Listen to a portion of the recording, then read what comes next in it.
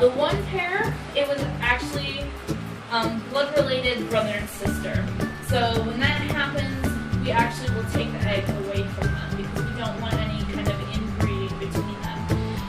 The other pair were not related, but unfortunately, the way that they do their breeding and everything, they build a nest out of rocks to lay their eggs on. And they were a first-time pair, first-time couple, so usually most first-time pairs will kind of end up losing their first egg because they're trying to learn how to shift the egg and all that kind of stuff on a nest of rocks.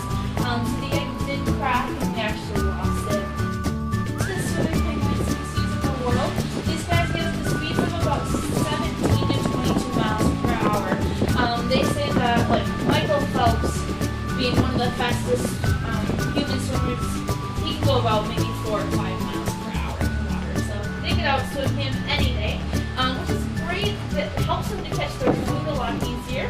They can hold their breath for probably about a maximum of maybe 7 minutes underwater, and they can dive down about 600 to 700 feet deep.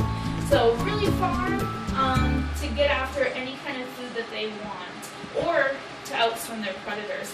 One of their biggest predators in the wild is leopard seals. The other one would be killer whales. But one of the things, other than being fast in the water, is their coloration. So that black versus white, the dark versus light, is called countershading, and we see it not just with penguins, we see it in other animals like stingrays, sharks. The black feathers on back, if imagine a leopard seal swimming above them, the black feathers are going to blend in with the bottom of the ocean. If the leopard seal were underneath, the white feathers are going to blend in with the sunlight hitting the ocean surface. So it helps to kind of block them from that predator's view, help keep them safe a little bit. If they were encountered by a predator, their main sources of defense would be to bite. They have really sharp beaks. They also can use their flippers. Their flippers are extremely strong and they'll slap. They can even maybe use their feet and use the little claws that they have or nails to kind of scratch. But mainly their feet, those claws, are used for gripping onto the rocky terrain that they live. Gentoo penguins are a subantarctic species of penguins. So one of their biggest breeding populations and touch their skin. So it keeps them nice and warm while they're in the water.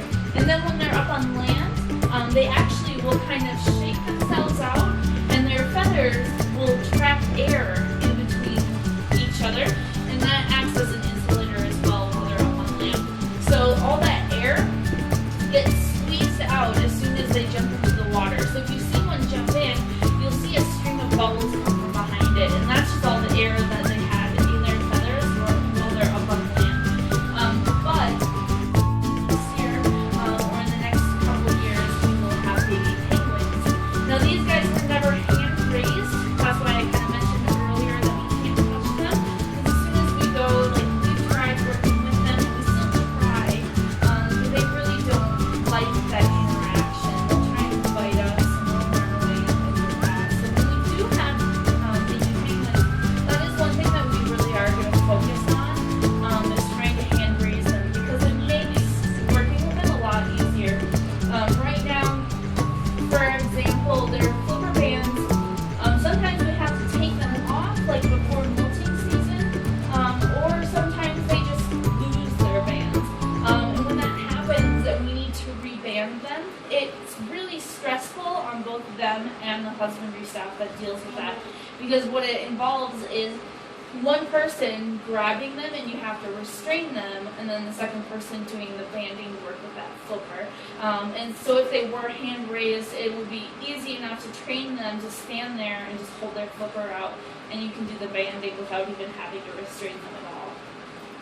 they are really intelligent, so that kind of training would come pretty easy for them. We do work with them. Right now we're working with them on getting them to step up onto a scale so that we can weigh them on a regular basis. They're doing pretty well with it, but they're really food motivated, so as soon as the scale goes down, we see a lot of them jump on there because they just want to be rewarded. So we're kind of working with one at a time. Very smart.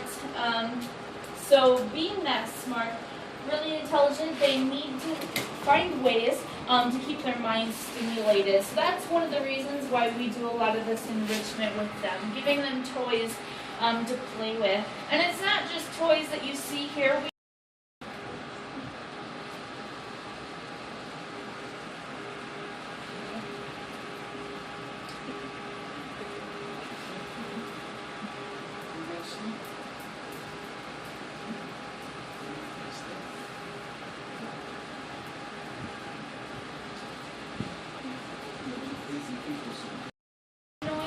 That is a courtship behavior between the males and females. And when they regurgitate food like that too, we often see that as well, which is exactly what they're going to do for their young. So they do noise. That is a courtship behavior between the males and females. And when they regurgitate food like that too, we often see that as well, which is exactly what they're going to do for their young. So they do in about 1.25 pounds of silver sides every day for the whole group. But it does fluctuate. Sometimes we're feeding almost 18 to 22 pounds of capelin, just depending on how hungry they are. And we split it up into 2 feedings per day. Usually our typical routine is to come in here in the mornings and we clean the whole exhibit. They're really messy birds. As you can see, they already kind of went to the bathroom in here a couple of times. Penguins will go to the bathroom about every 10 to 15 minutes. And we have 11 of them together, it becomes a big mess in there. And especially now that they're molting, there are feathers everywhere. They have about 100 feathers per square inch covering their entire body.